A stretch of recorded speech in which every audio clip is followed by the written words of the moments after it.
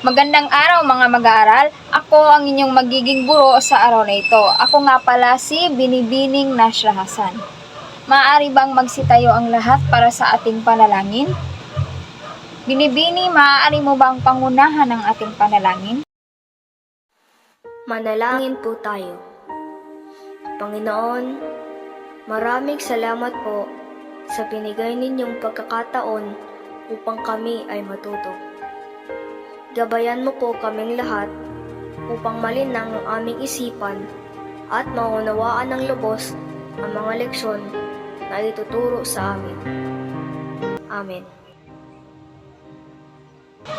Bago magsiupo, pakiayos ang hanay ng inyong upuan at umupo ng maayos. May lumiban ba sa araw na ito? Magaling kung ganon at walang maiiwan sa ating bagong talakayan. Binibini, maaari mo bang basahin ang ating layunin sa araw na ito? Maraming salamat, Binibini. Bago tayo magsimula sa ating formal na talakayan ay may inihanda akong gawain. Ang gagawin nyo lamang ay babasahin ninyo ang usapan ni Mira at Lira.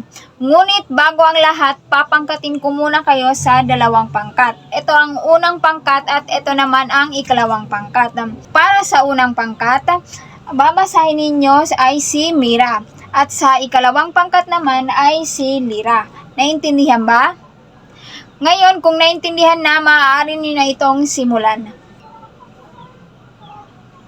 Maraming salamat sa inyo mga mag-aaral. Bigyan natin ng 3 bagsak ang inyong mga sarili.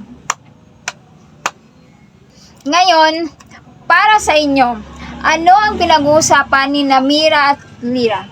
Ikaw, Binibini. Tama. Ang pinag-uusapan ni Mira at Lira ay umiikot lamang tungkol sa pag-asa. Alam nyo ba kung ano ang pag-asa? Ikaw, Ginoo, alam mo ba? Maraming salamat sa iyo, Ginoo. Para alam natin kung mayroong paparating na bagyo, manood tayo ng telebisyon o makinig tayo sa radyo na ulat tungkol sa pag-asa para palagi tayong updated. Meron ba kayong napapansin sa usapan ni Mira at Lira? Ikaw, Binibini. Tama, magaling. Meron itong mga salungguhit. May mga nakasalungguhit na mga salitang ito. Ano nga kaya ang papel ng mga nakasalungguhit na mga salitang ito? Ikaw, Ginoo? Tama. Maraming salamat. Base sa inyong ginawang aktibidad at sa mga sagot ninyo kanina, ano nga kaya ang ating tatalakayin ngayong araw? Ikaw, Binibini. Maraming salamat, Binibini. Tama. Ang ating tatalakayin ngayong araw ay pang-ukol. Ngunit bago natin alamin kung ano ang pang-ukol, ay magkakaroon muna tayo ng aktibidad. Tatawagin natin itong Punan Mo Ako. Maaari mo bang basahin ang ating panuto, Binibini? Naintindihan na ang ating panuto ay kailangan ko lamang ng 4 na representante para sumagot dito sa harap. Naririto ang ating mga meta cards at maaari na kayong pumunta dito sa harap at sumagot. Maraming salamat sa ating mga representante. Bigyan natin sila ng 3 bagsak. Ang ating ginawang aktibidad ay nauugnay sa ating tatalakayin ngayong araw. Ang mga salita na nasa meta cards ay ang mga salitang pang-ukol. Ang lahat ng mga salitang nakalagay sa ating mga meta cards, ang lahat ng iyon ay ang mga salitang pang-ukol. Ngayon, alamin natin kung ano ang pang-ukol.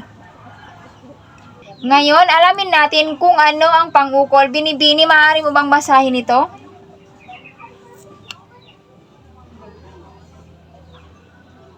Ano ang iyong naintindihan sa iyong binasa?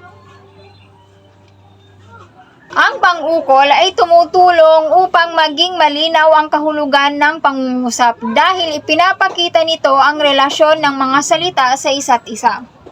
Naintindihan ba?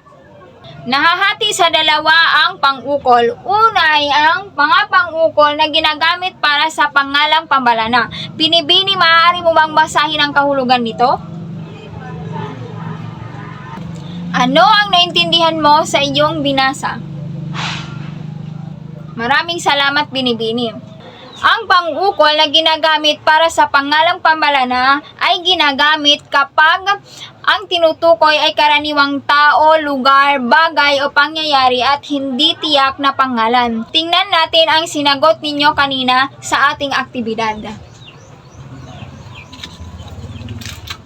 Para sa unang numero, ayon sa balita, may paparating na bagyo.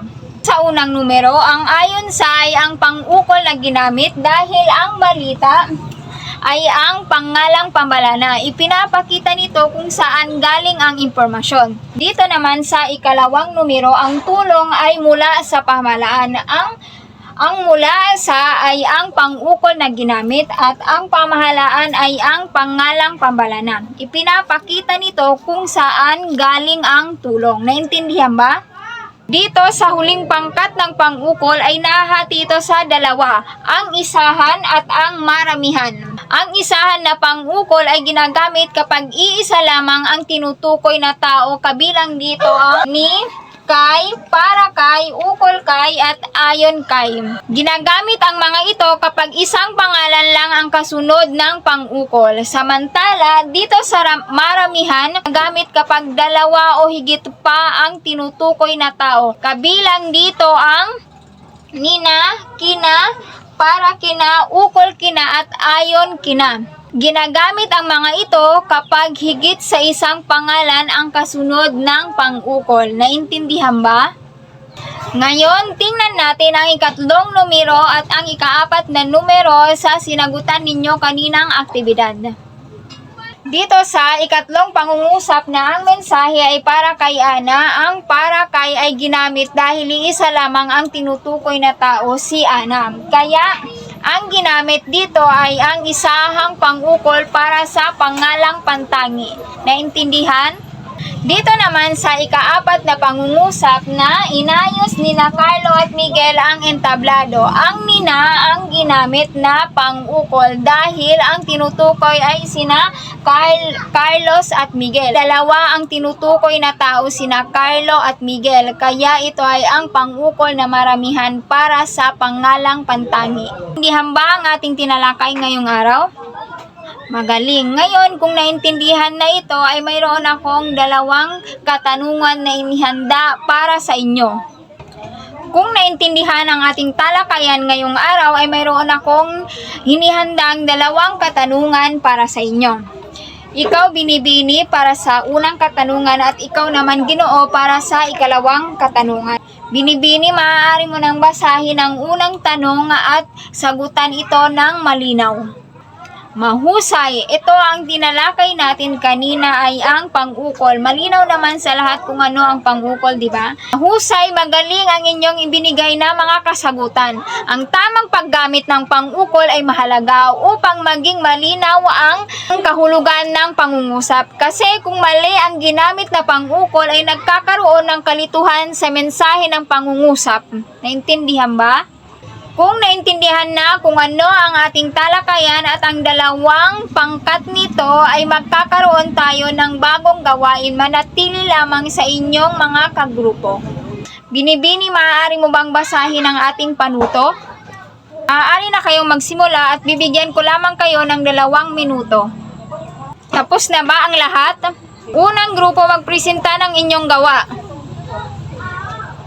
Napakahusay ng unang grupo, bigyan natin ng 3 bagsak. Ngayon naman, pakinggan natin ang ikalawang grupo.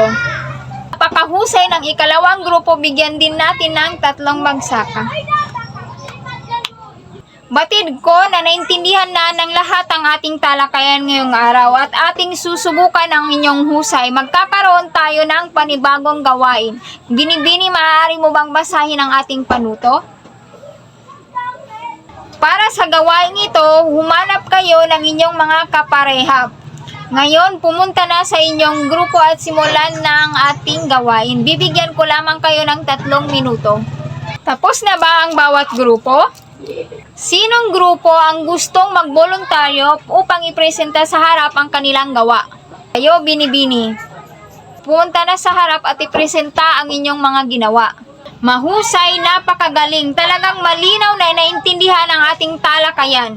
Ang ibang grupo ay isumite na lamang ang inyong ginawa, isulat ito sa inyong kwaderno. Sa susunod nating pagkikita, ipepresenta ninyo pa rin ito sa harap. Itago ang isinulat ninyo sa Manila paper dahil gagamitin pa rin natin iyan sa susunod nating pagkikita. Ngayon, kumuha ng isang buong papel at sagutan ng tahimik ang ating pagsasanay. Tapos ninyong sagutan ng ating pagsasanay ay kopyahin nyo ito sa inyong kwaderno at ipapasa ito sa ating susunod na pagkikita. Alam na mga mag-aaral at maghanda para sa inyong susunod na klase.